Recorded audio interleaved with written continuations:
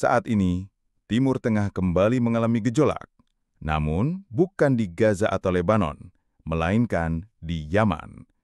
Sebuah serangan udara dari Israel telah menghantam pusat ibu kota Sana'ah, menargetkan pertemuan para pejabat tinggi pemerintahan Houthi. Hasil serangan ini sangat mengejutkan. Perdana Menteri Ahmed Galeb Nasser, seorang figur kunci dalam struktur politik Houthi, dilaporkan tewas bersama sejumlah menteri senior lainnya. Pertanyaan besar kini muncul, mengapa Israel berani melancarkan operasi militer sejauh itu, ribuan kilometer dari Tel Aviv? Apa motif dibalik tindakan agresif ini? Dan bagaimana dampaknya terhadap keseimbangan geopolitik di Timur Tengah yang sudah lama dikuasai oleh konflik proksi dan rivalitas kekuatan besar? Inilah kisah tentang eskalasi baru. Yaman kini resmi menjadi bagian dari peta konfrontasi langsung dengan Israel, menandai babak baru dalam politik perang yang tampaknya tak ada ujungnya. Pada 28 Agustus 2025, beberapa pesawat tempur Israel dilaporkan melakukan serangan presisi terhadap sebuah aula konferensi di pusat kota Sana'ah, di mana para pejabat Houthi berkumpul dalam sebuah rapat tingkat tinggi. Ledakan dahsyat mengguncang bangunan, menewaskan puluhan orang, termasuk Perdana Menteri Pemerintah Houthi, Ahmed Galeb Nasser, yang baru menjabat setahun.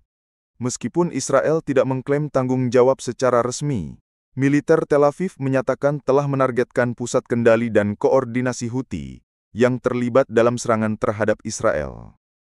Konteks ini relevan karena sejak akhir 2024, kelompok Houthi semakin aktif melancarkan serangan drone dan rudal ke Israel, serta menyerang kapal-kapal di Laut Merah yang dianggap berafiliasi dengan Tel Aviv atau sekutunya. Pemerintah Houthi segera mengonfirmasi kematian Perdana Menteri, menyebutnya sebagai syahid dan berjanji untuk membalas. Sementara itu, masyarakat Yaman berbondong-bondong turun ke jalan untuk menggelar pemakaman massal yang juga berfungsi sebagai ajang mobilisasi politik. Reaksi dunia internasional pun mulai muncul. Sebagian mengecam Israel, sementara yang lain memilih untuk diam. Seolah-olah, peristiwa ini hanyalah satu bab kecil dalam konflik yang lebih besar. Untuk memahami dampak serangan ini, kita perlu meninjau posisi Yaman dalam konteks konflik Timur Tengah. Sejak 2015, Yaman telah terjerat dalam perang saudara yang melibatkan Houthi di satu pihak dan pemerintah yang diakui secara internasional di sisi lainnya. Namun, konflik ini cepat berubah menjadi perang proksi. Houthi didukung oleh Iran, sementara lawannya mendapatkan dukungan dari koalisi yang dipimpin oleh Arab Saudi dan Uni Emirat Arab. Meskipun Israel tidak secara langsung terlibat dalam konflik Yaman, keterlibatan Iran yang semakin dalam membuat Houthi dianggap sebagai perpanjangan tangan Tehran. Ketika Houthi meluncurkan drone ke Israel, Tel Aviv menilai ini sebagai indikasi bahwa ancaman Iran telah meluas dari Lebanon, Suriah, dan Irak hingga mencapai Yaman. Serangan udara yang menewaskan Ahmed Galeb Nasser pun bukan hanya sekedar operasi militer, melainkan juga sebuah pesan geopolitik. Israel ingin menunjukkan kemampuannya untuk menyerang jauh ke dalam wilayah musuh, bahkan di kawasan yang dianggap sebagai halaman belakang Iran. Namun, akibatnya, Yaman kini secara resmi terjebak dalam konfrontasi antara Israel dan Iran. Houthi, yang sebelumnya fokus pada Saudi dan Uni Emirat Arab, kini menghadapi musuh baru yang jauh lebih kuat. Israel kini berpotensi mengubah dinamika regional dan dapat memicu eskalasi konflik di Laut Merah, yang merupakan salah satu jalur pelayaran energi paling penting di dunia. Serangan Israel terhadap Yaman tidak bisa dipisahkan dari konteks global. Laut Merah, yang menghubungkan terusan Suez dengan Samudra Hindia, adalah jalur perdagangan vital. Setiap tahun, jutaan barel minyak dan gas melintasi area ini. Sejak akhir 2023, Houthi secara rutin melakukan serangan terhadap kapal-kapal di wilayah tersebut menggunakan drone dan rudal. Bagi Amerika Serikat dan Eropa, serangan-serangan ini dianggap sebagai ancaman serius terhadap stabilitas pasokan energi global. Washington bahkan mengerahkan armada kapal induk ke kawasan tersebut untuk melindungi perdagangan internasional. Namun, efektivitas langkah ini terbatas, karena Houthi terus melancarkan serangan, meninggalkan dunia dalam keadaan cemas. Ketika Israel akhirnya meluncurkan serangan ke pusat Sana'ah, banyak analis melihatnya sebagai ekspresi frustrasi. Israel tidak hanya membalas serangan langsung, tetapi juga berusaha melemahkan pusat komando agar mereka tidak lagi memiliki kemampuan untuk menyerang di Laut Merah. Dampak politik dari situasi ini terhadap dunia Arab juga cukup menarik.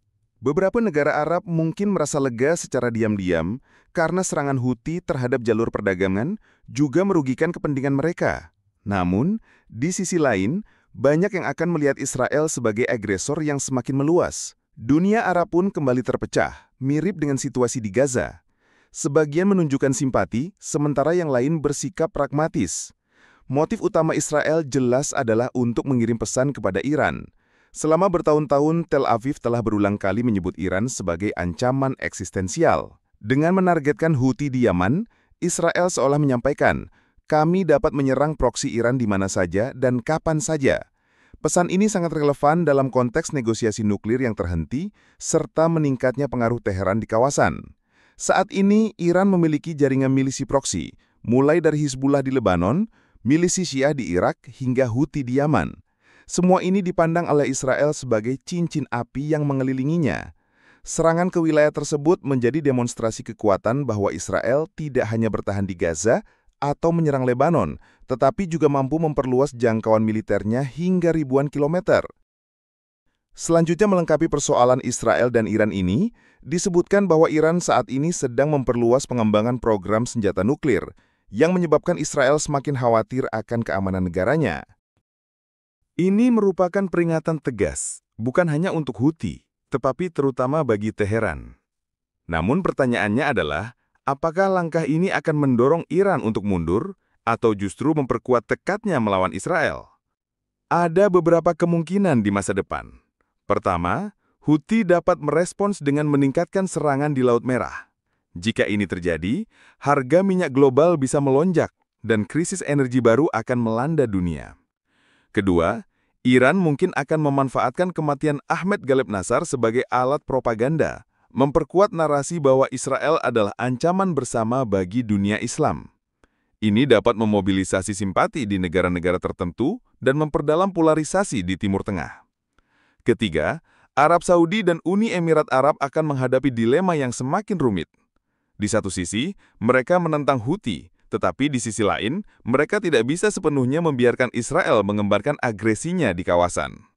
Situasi ini dapat mengubah kalkulasi diplomatik, termasuk normalisasi hubungan dengan Israel yang sebelumnya dibahas. Satu hal yang pasti, Yaman kini resmi menjadi bagian dari konflik besar antara Israel dan Iran, dan ini akan membuat Timur Tengah semakin rentan, penuh resiko, dan sulit diprediksi. Perdana Menteri Houthi, Ahmed Galeb Nasser, kini hanya tinggal kenangan. Serangan Israel di wilayah tersebut menandai dimulainya era baru, di mana konflik Timur Tengah meluas ke kawasan yang selama ini dianggap pinggiran. Dari Gaza ke Lebanon, Suriah, dan kini Yemen. Bayang-bayang perang semakin tak mengenal batas.